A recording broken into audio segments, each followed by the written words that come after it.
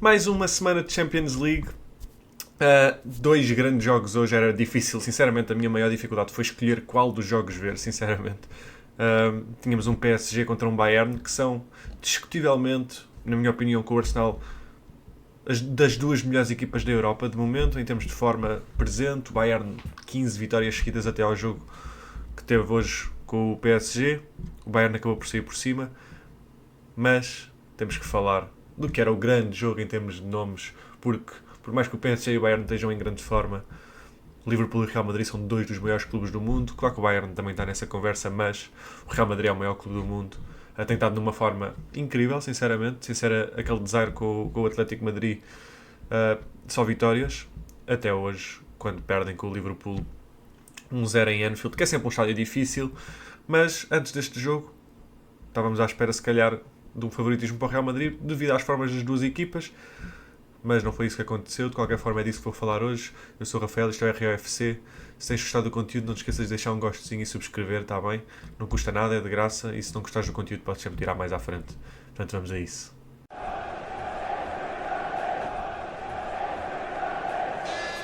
Começar por dizer então que foi um jogo inesperado em termos do que aconteceu, sinceramente.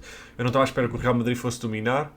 Estava à espera que desse mais luta, sinceramente. O 1-0 não reflete aquilo que foi o jogo. E o Liverpool podia ter ganho por uns 5 ou 6-0, a verdade é essa.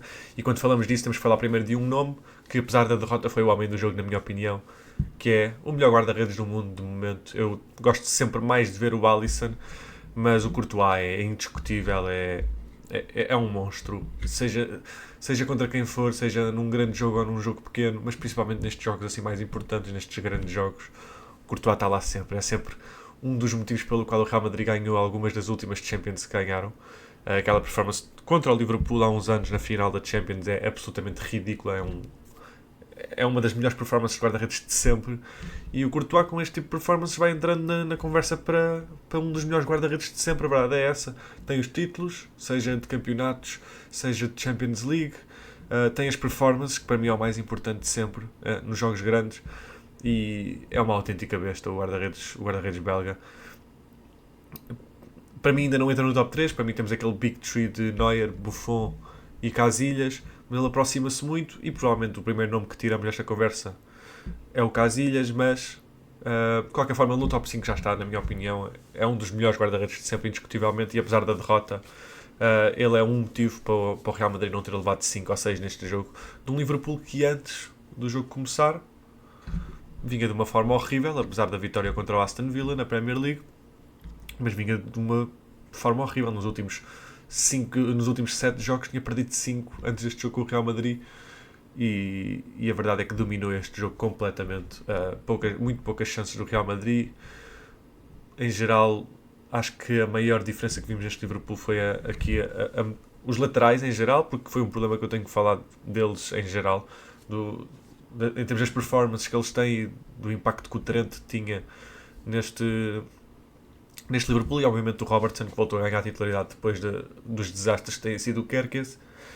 Mas falar aqui um bocado mais do Real Madrid, fora o Courtois, que para mim é o único nome que teve uma performance incrível no Real Madrid. Acho que o Militão não foi mau, acho que o Tchouaméni também não foi muito mau, mas de resto foi tudo muito abaixo do esperado.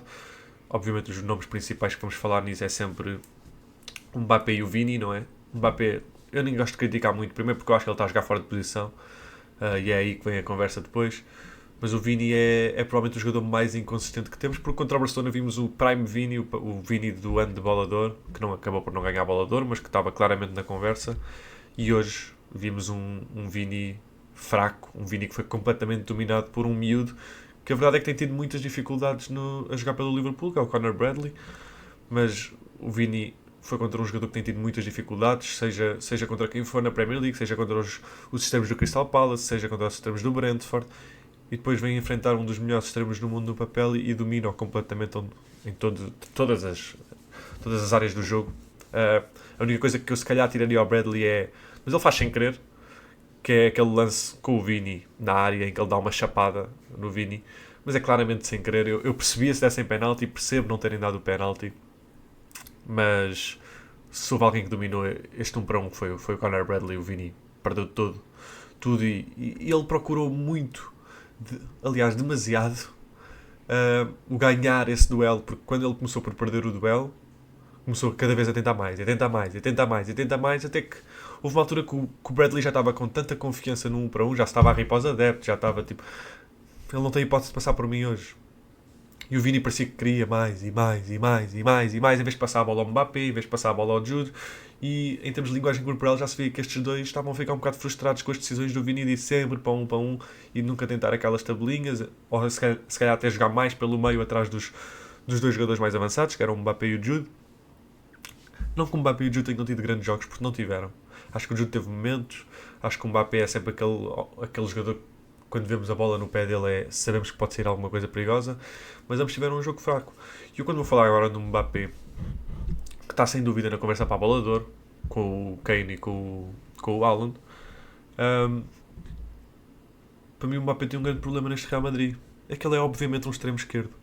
E a química entre os dois jogadores, já vem desde que ele se juntou, é indiscutivelmente nula. Não existe ali química entre os dois. Acho que o Mbappé seria muito melhor e marcaria a mesma quantidade de golos, mas teria muito mais impacto no jogo se estivesse a jogar à esquerda. E acho que o Real Madrid eventualmente vai ter que fazer uma decisão, e acho que o Xabi Alonso eventualmente vai fazer essa decisão, que é um deles tem que sair. E obviamente, por mais que o Vini seja bom jogador, a inconsistência mostra que o Mbappé é o melhor jogador desta equipa. E se queremos um jogador individualmente, um dos melhores jogadores do mundo todos os anos é o Mbappé, não é o Vini, porque o Vini teve aquele ano que foi absolutamente incrível, mas não está desde que entrou na cena numa conversa para melhor jogador do mundo. Teve aquele ano e fora disso não tem nenhuma época em que seja um dos melhores jogadores do mundo. Para mim o ano passado ele aparece na bola de ouro, na conversa, no top 30, só porque é o Vini e porque joga no Real Madrid, porque eu disse isso na altura, acho que ele não merecia estar no top 30 sequer, acho que teve uma época muito abaixo, principalmente para um jogador que disse que vinha 10 vezes mais forte depois de ter ficado em segundo atrás do Rodri, e para mim prova ainda mais que ainda bem que o Vini não ganhou uma bola de ouro, porque para mim as bolas de ouro, e olhamos para o Ronaldo, para o Messi, o Modric que só ganhou uma, mas todos os jogadores que ganharam uma bola de ouro são jogadores que todos os anos eram indiscutivelmente um dos melhores jogadores do mundo. E podemos ir atrás ao Nedved, podemos ir atrás ao Zidane, podemos ir atrás ao Kaká, que se calhar não tiveram mais conversas para a bola de ouro, mas estavam indiscutivelmente nessa conversa todos os anos. E para mim o Vini não está. A mesma coisa com o Neymar, que nem ganhou, a mesma coisa com o Bale, a mesma coisa com... São jogadores que todos os anos eram indiscutivelmente um dos melhores jogadores do mundo quando jogavam, apesar das lesões. Estavam sempre ali. Eram um dos melhores jogadores do mundo. Eu não vejo isso no Vini. Portanto, para mim, acho que em termos de longo termo o Real Madrid vai ter que fazer aqui uma decisão, que é pôr o Mbappé extremo esquerdo e o Vini vai ter que sair desta equipa. A mesma coisa com o Rodrigo, que são jogadores que eu gosto, acho que são bons jogadores com muito talento, mas que estão a jogar só pelo nome e porque são dos melhores do mundo nas suas posições, mas que estariam muito melhor noutros clubes e se calhar teriam muito mais impacto se fossem a figura principal. Porque acho que nenhum deles vai fazer o que o Neymar fez com o Messi ou o Suárez fez com o Messi, de ter a noção que aquele é o melhor jogador. Eu, quando olho para o Vini, acho que ele quer ser assumidamente o melhor jogador desta equipa e com o Mbappé lá não é. Não vai ser, não vai acontecer. E acho que o Real Madrid sofre muito com isso. Outro jogador que eu quero falar, que eu gosto muito, mesmo muito, e acho que foi uma grande compra do Real Madrid, mas que teve o seu pior jogo com a camisola dos merengues, foi o Dean Huijsen. Muito novo ainda, mas teve mesmo um jogo horrível em termos do passe, costuma ser um forte dele, em termos da progressão de bola, costuma ser um forte dele, em termos da defesa, porque o gol do Liverpool acaba por ser um bocado de culpa dele, porque é ele que está a marcar o McAllister. Mas o Dean Huijsen teve realmente um jogo horrível, muito fraquinho. Arda Güler mal se viu, Camavinga horrível, e eu gosto do Camavinga, acho que é um jogador muito sólido. Valverde, acho que devia ter havido trocas do Xabi Alonso antes, em que o Camavinga devia ter saído ao intervalo, o Valverde passava para o meio campo e o Trent devia ter entrado muito mais cedo. O Trent entrou aos 80 minutos, quando estás à procura de fazer alguma coisa em termos criativos, e foi para o Arda Güler, que saiu só aos 80 minutos, apesar de não se ter visto. E eu tenho dado muitas flores ao Arda Güler, porque tem tido a melhor época da sua carreira, tem sido incrível, sinceramente. Acho que é o jogador com mais chances criadas no top 5 de ligas. Mas este jogo não estava a correr bem e devia ter saído mais cedo. E o Trent é um jogador que voltou a jogar contra o Liverpool e ia sempre querer ter aquele impacto, e entrou aos 80 minutos sem poder fazer diferença nenhuma no jogo. E pronto, acho que o Valverde devia ter passado para o meio campo mais cedo, até porque o Real Madrid perdeu o meio campo desde o início do jogo. Não temos visto uma grande química entre Gravenberch, Szoboszlai e McAllister como vimos o ano passado, mas este jogo foi indiscutível. O Gravenberch esteve muito bem, o McAllister teve o seu melhor jogo da época também, apesar do gol. O Wirtz teve obviamente o seu melhor jogo da época, apesar das 2 assistências no último jogo. Devia ter tido algumas assistências neste com aquele passo para o Szoboszlai, por exemplo. Mas em termos do drible, em termos das bolas que ganham de volta, o Wirtz esteve mesmo muito bem. O Conor Bradley e o Robertson tiveram muito bem. Os centrais não tiveram que fazer muito, sinceramente, o Van Dijk e o Konaté, porque lá está, eu sinto que o Mbappé não é um 9, então ele não dá aquelas dificuldades como o Mateta. Eu não estou a dizer que o Mateta é melhor que o Mbappé, obviamente não é. O Mbappé é dos melhores jogadores do mundo. Mas em termos daquela presença física, aquele jogador que vai dar trabalho aos centrais, eu não sinto que é isso, porque ele vai querer puxar para a esquerda, vai querer jogar fora do alcance dos centrais e querer enfrentá-los de frente, não de costas para a baliza. E eu sinto que é isso que falta ao Real Madrid. Acho que outra coisa que podemos criticar ao Xabi Alonso é não dá tempo nem ao Endrick, nem ao Gonzalo de ter algum impacto como pontas de lança puros nesta equipa. Portanto, às vezes parece que ele está a tentar forçar todos estes grandes nomes a jogar e a uma altura temos Vinícius com Rodrigo, com Mbappé, com Bellingham, todos no campo. Já tínhamos visto isso com o Ancelotti e não vai correr bem, a verdade é essa. Portanto, acho que também há críticas aqui ao Xabi Alonso, teve muito bem contra o Barcelona, mas neste jogo tentou abordar exatamente da mesma forma e são equipas muito, muito diferentes. Mas pronto, temos que dar as flores também ao Arne Slot, que fez boas escolhas, não teve medo de deixar o Kerkez no banco outra vez, com a forma horrível. O Ekitike, apesar das pontuações que tem tido, nos 6, 7, acho que é falta de ver o jogo, porque um ponta de lança não tem que ter assim tanta bola no pé. É um jogador que joga muito bem com a bola, mas também é um jogador que joga muito bem sem bola e acho que o fez novamente. E temos que falar do Salah, que teve provavelmente a sua melhor performance individual. Não diria que dominou o Carreras, porque não dominou. Acho que o Carreras teve duelos em que ganhou, houve outros duelos em que o Salah ganhou, mas normalmente nos últimos anos, quando vemos o Salah, é um jogador que mal consegue enfrentar num 1 para 1. É um jogador que vai lá mais pelas estatísticas, por conseguir uma assistência do nada, por causa da magia no seu passe e da forma como ele faz aquelas trivelas, ou às vezes mesmo os arcos normais para a área. Mas desta vez vimos um Salah conseguir passar pelo Carreras algumas vezes, e é um Carreras que tem enfrentado Yamal, tem enfrentado alguns jogadores que consegue não dominar, mas ganhar a maioria dos duelos. E neste jogo eu senti que foi mais um 50-50. Portanto, o Salah, para mim, o extremo, quando consegue criar chance e consegue passar pelo seu lateral algumas vezes no jogo, mesmo que menos do que as que não conseguiu, teve sucesso, porque são esses momentos que criam os maiores perigos para a sua equipa. E a verdade é que o Salah criou muito perigo neste jogo, apesar de não ter tido nada nas estatísticas, mas criou muito. Mais uma vez é um jogo que o Liverpool saca com um momento mágico de um livro de Szoboszlai, que tem sido provavelmente o jogador da época do Liverpool. E o McAllister acaba por meter, de todos os jogadores o mais baixinho, acaba por meter a bola dentro da baliza, mas não foi um jogo como contra o Arsenal em que nenhuma equipa criou nada. O Liverpool podia ter dado uns 5 ou 6, não foi por causa desse livro que o Liverpool merecia ter ganho.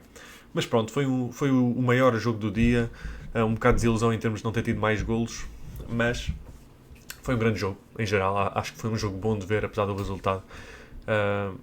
E agora vou ver o PSG contra o Bayern, porque sei que o PSG dominou o Bayern na segunda parte por causa do vermelho.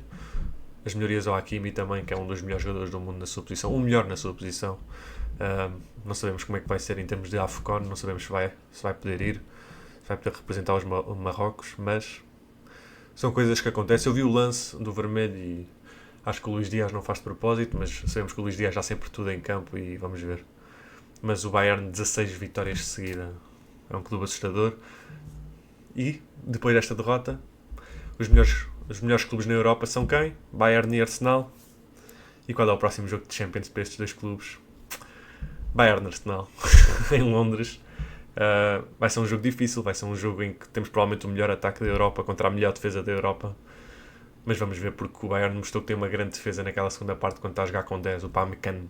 Apesar das críticas que temos já nas últimas épocas, tem sido incrível. Mas vamos ver, vai ser um jogo muito interessante. E é isso, são os 2 melhores clubes na Europa de momento. O PSG não sai dessa conversa por tudo que construiu. Mas pronto. Até uma próxima, não se esqueçam de deixar um gostinho e subscrever, tá bom?